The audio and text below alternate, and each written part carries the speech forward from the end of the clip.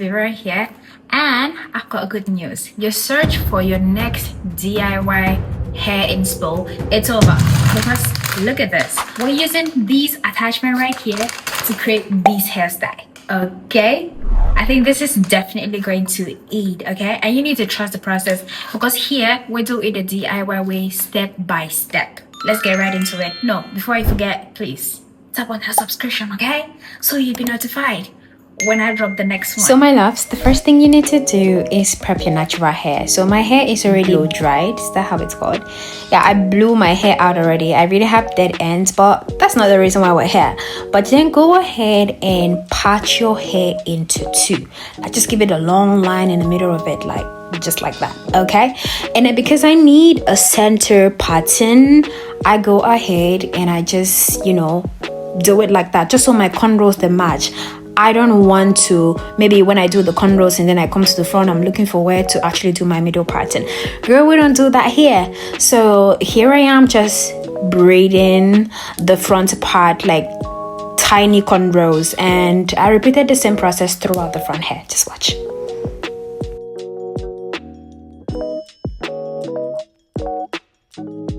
And yet that's it, the front is tiny and cute. But then for the back, we're going to be using two of these cornrows to form one at the back, because I don't need so much volume at the back like in front. Or at least our cornrows are not supposed to be super perfect, right? Because who is inside the hair to view it?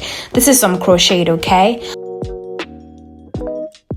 To avoid the back of your hair looking huge, which could restrict you to maybe doing your ponytails when your hair is on, you need to attach the cornrows endings just like this. And I go in with this oil. I did this myself. Let me know if you want to know the formula. This helps to keep my scalp very much moisturized, but you can go in and use any hair oil of your choice. If you have really dry scalp, you need to put a lot of this, like go into those cornrows one after the other and apply the hair oil. This is very helpful. It helps with dandruff, and if you're just a dry hair girl like me, do this, massage it, let it get into your cornrow, like your hair needs to. Anyways, let's move to the reason why we're here. So this is the attachment. It's a passion twist, and if you see me hold two bundles of this, know that I need this hair super voluminous, because one of this pack could just do the work, but I needed the volume. And for each of the strands, I use it for 3 crochets. Am I saying it right? You get the whole point. So this is it. We're going with the back of the hair with our crochet needle or crochet pin, however you prefer to call that. But this is just how I'm getting it done. And I'm making it super full because I want my hair to be thick, baby. I want it to be thick, like super Afro girly. All done with the back. Let's go to the front.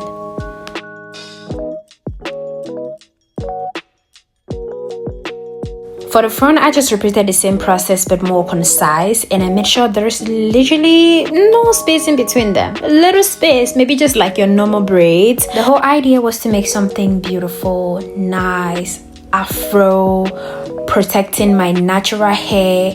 In summary, a protective hairstyle, okay? That is still giving you a lush style. Oh, just like the brand I'm using, okay? All done with the crocheting part. You can see the volume I was talking about. Like, look at that Afro. Gosh, I'm obsessed with this color. But anyways, there is no such thing as too much trimming with this hair, because you're always going to have something to cut out almost every time you're even styling it. So this is just normal, but I did a lot of trimming here and there, and I was just obsessed with how everything was looking. I don't know if you definitely try this at home, girl, you're certainly going to love it. I've never done Afro hair, so yeah, I love this part. But it was time for me to detangle and just see if this could look softer and more defined, and the curves more defined. It's such a struggle over here.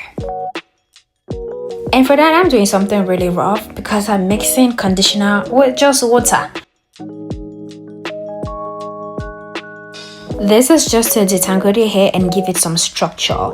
I'm not trying to define the curls or anything like that. I need that afro, baby. Like, as it's messy and crazy, I love it. But then I'm doing this just to show you how to define your curls when you're using a passion twist.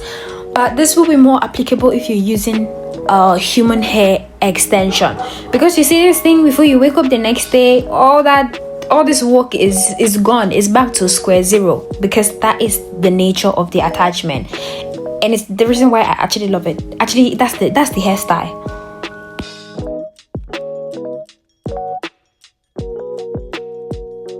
There's not so much difference with the side that I have detangled and the side that is still, very much afro and dry. But this is how it's gonna look like, and you could go deeper to brush it and make it look nice if you want to really get it curly and all of that. So this is all done. I must say, right now it looks heavy because of the product I have in it and because it's wet.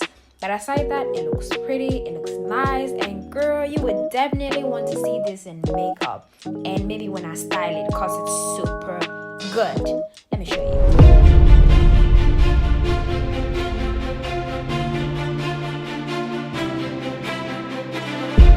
Oh goodness, I hope you are as obsessed as I am, cause girl, what in the heavens is that? And this is literally one of those hairstyles that get better with time.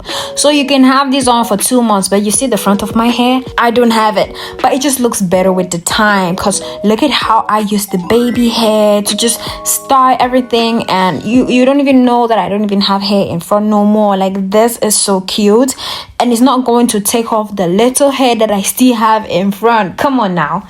Let me know in the comment section if you're definitely going to be trying this hairstyle, and if you want more tutorials like this. Love you. Bye. That's very hair. Don't forget to subscribe, alright?